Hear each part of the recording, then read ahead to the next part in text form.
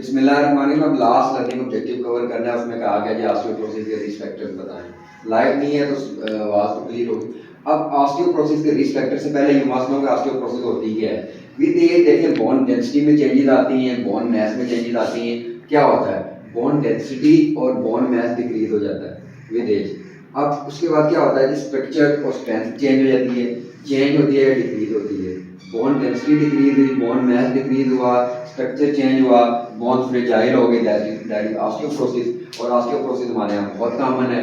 अब इसके risk factor क्या हैं, मोस्ट कॉमन देखें रिस्क फैक्टर है जेंडर। जेंडर क्या, फीमेल के अंदर ऑस्टियोपोरोसिस ज़्यादा कॉमन है, एल्डरली एज की फीमेल में ऑस्टियोपोरोसिस ज़्यादा कॉमन है, कैल्शियम और विटामिन डी डेफिशिएंसी की वजह से और उनके मेनोपॉज की वजह से। तो मोस्ट कॉमन कहा है कि जेंडर में फीमेल में हम देखें तो आप पोस्ट मेनोपॉजल वुमेन कहते हैं। पोस्ट मेनोपॉजल वुमेन में ऑस्टियोपोरोसिस ज़्यादा कॉमन है, ये एमसीक्यू आ सकता है। एज देखिए अबव 45, एज बढ़ेगी, बोन कमज़ोर हो जाएगी, सब बंदा कमज़ोर होता है, मशीन कमज़ोर होती है। बॉडी साइज बहुत बड़ा बंदा है, बहुत हैवी बंदा है, वेट बहुत ज़्यादा है, उसमें भी ऑस्टियोपोरोसिस के चांसेस काफ़ी होंगे। Family history, family history common है, फैमिली में प्रॉब्लम चला आ रहा है तो डेफिनेटली होगा। फैमिली हिस्ट्री है। डाइट, आप देखें डाइट में मैंने बताया पहले भी विटामिन डी और कैल्शियम डेफिशिएंसी है, बैलेंस डाइट नहीं है, माइक्रो न्यूट्रिएंट्स नहीं लिए जा रहे, ऊपर से एज भी बढ़ रही है, ऊपर से है भी फीमेल, ऊपर में एक्सपोजर भी नहीं सनलाइट का बाहर रहती है, तो उसमें तो ज़्यादा डेंजरस हो जाएगा, ज़्यादा प्रॉब्लम होगा। प्रोलॉन्ग इलनेस, कोई क्रॉनिक इलनेस हुई उसकी वजह से भी होगा, बेड रिडन हो जाता है बंदा, कोई कैंसर हुआ, कोई स्ट्रोक हुआ, अब बेड रिडन है, नहीं ले रहा डाइट, तब भी ऑस्टियोपोरोसिस होगी। तो आपने ऑस्टियोपोरोसिस की काफी याद रखनी है। मोस्ट कॉमन की बात है तो जेंडर, पोस्ट मेनोपॉजल फीमेल, फिर एज है, body size, family history, dietary pattern, prolong illness, तो ये इसकी काफी है।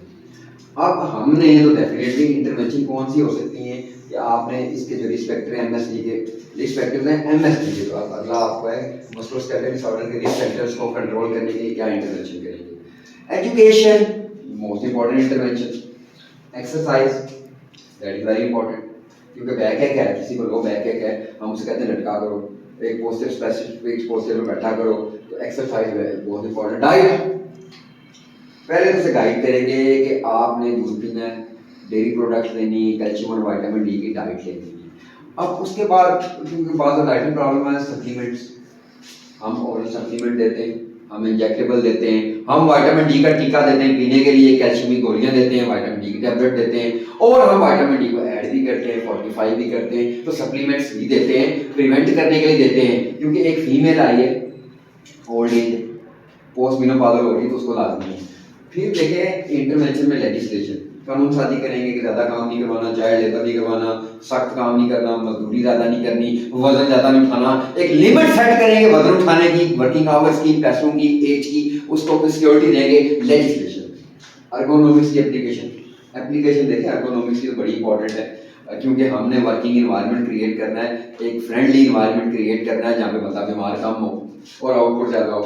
स्क्रीनिंग, अर्ली डायग्नोसिस भी बड़ा इंपॉर्टेंट, आप रिस्क फैक्टर को स्क्रीन करें, देखें कौन सी कम्युनिटी हाई रिस्क है, क्योंकि अर्ली स्टेज पे आप डायग्नोस करेंगे तो अर्ली स्टेज में ट्रीट करेंगे, तो स्क्रीनिंग उसके लिए हेल्पफुल है। तो ये इंटरवेंशन है, तो education is a major intervention, ये याद रखें। Exercise, diet, supplementation, legislation, education के बाद लेजिस्लेशन और अर्गोनॉमिक्स ने ये ट्राइंगल जो है मेजर इंटरवेंशन है, जिनमें सबसे पहले एजुकेशन, लेजिस्लेशन, अर्गोनॉमिक्स में बाकी चीज़ें आप करें तो आप अपनी कम्युनिटी में मस्कुलोस्केलेटल डिसऑर्डर्स को प्रिवेंट कर सकते हैं। हमारा ये ब्लॉग खत्म हो गया, जिसमें मैंने कोशिश की है कि मैक्सिमम एमसीक्यूज कवर हो जाए, जिसमें बोन्स का बता दिया मैंने, डेंसिटी डिक्रीज होती है, रिस्क फैक्टर्स का बता दिया आपको, ऑस्टियोपोरोसिस क्योंकि हमारे यहाँ बड़ा कॉमन प्रॉब्लम आ रहा है, फीमेल में बहुत ज़्यादा ये कॉमन है, एडल्टरी फीमेल में कॉमन है, तो हमने उनको गाइड करना है। दूसरा मसला ये होता है कि लोग डाइटिंग का आजकल बड़े शौकीन है, खाना पीना बंद कर दिया, डाइट नहीं ली तो बोन्स वीक हो जाती हैं। तो आपने उनको ये समझाना है कि डाइटिंग करनी भी है तो कैसे करनी है, वेट रिड्यूस करना है तो कैसे करना है,